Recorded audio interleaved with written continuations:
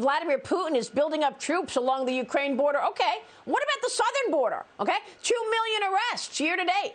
Biden and other U.S. allies getting ready to negotiate with Russia as Putin demands assurances that Ukraine won't join NATO. Well, what about the southern border? What about the inflation crisis? Joining me right now is Ohio Congressman, Armed Services and Intelligence Committee member Mike Turner. Congressman, it's good to see you. Thanks very much for being here. Good morning, Maria. Do you have an answer to that? I mean, you say this most recent buildup at the Ukraine border demonstrates Putin's disregard for NATO's call for disarmament. Okay. What does it say about Joe Biden that he's all upset about the Ukraine border and could care less about the southern border? Well, I think, Maria, you're absolutely right. What this shows is that this administration is failing across the board. I mean, they're failing in our immigration policy and in securing our border and just ensuring our own sovereignty. They're failing when it comes to the basic checkbook issues for American families, and then they're failing on the international stage, the disastrous withdrawal from Afghanistan. And, of course, you see today Putin's complete disregard for this president as he amasses troops around Ukraine. Certainly our allies are looking to Biden, and they're seeing from his past failure in Afghanistan and perhaps his failure here that this president is making the world less safe, he's making America less safe, and he's certainly making America less prosperous.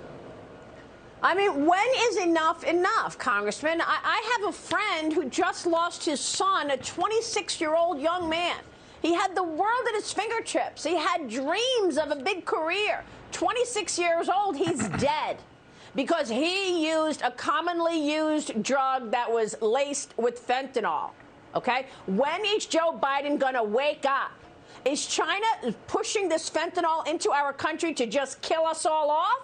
What the heck is going on? We've got prices at the grocery store soaring, making many of us broke, income inequality worsening, and a massive crisis at the southern border, and foreign policy that is totally, I mean, it's a mess. Well, whenever you strengthen those who intend to do America harm, you certainly put American families at risk. I'm so sorry to hear of your friend's loss. That clearly what we have seen from this administration, and they were open about it during their campaign, that they wanted this border, our border between the United States and Mexico, to be open. We've seen 1.6 million people show up at the border. The year's not even over yet. My community that I'm from, Dayton, Ohio, is like 1.2 million people. It's like from that whole area of Ohio, more people have crossed over our border than live in the Dayton, Ohio region. And this administration welcomed them. They opened them. This was their intended result. So these are not just accidents. These are not just the unexpected results of their policy.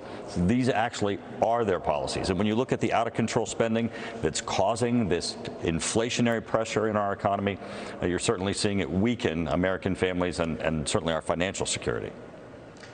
And who's accountable, Congressman? Who's accountable for who is asleep at the wheel at the White House? Who, in your view, is running things? Are these Ron Klain's decisions, Susan Rice's decisions? Who's running the country? Because clearly Joe Biden is missing a lot. And it does not bring me joy to say that the leader of the free world, our commander-in-chief, doesn't know what's going on.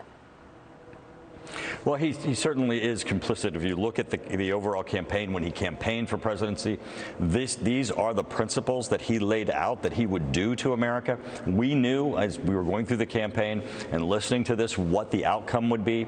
Certainly at the White House, they are executing those policies. There are policies that do not favor America. They do not favor Americans' families. They certainly don't favor our security. Have you heard from Kevin McCarthy, Congressman? Are you going to be the chairman of the Intelligence Committee once the GOP assumingly wins the majority next year? Devin Nunes is stepping down. That leaves a void. Who will be the chairman of Intel? Well, I appreciate that, Maria. Obviously that's Kevin's decision. One thing that we know is that Devin Nunes is certainly a man for history. Well, everything that we know about the Russia hoax, about what was happening in the intelligence community as they were trying to weaken Donald Trump and our presidency, was done by the Hillary team, by the Democrat team that Devin Nunes brought to light. We would not know any of these things if it hadn't been for his intuition, his hard work, his tenacity.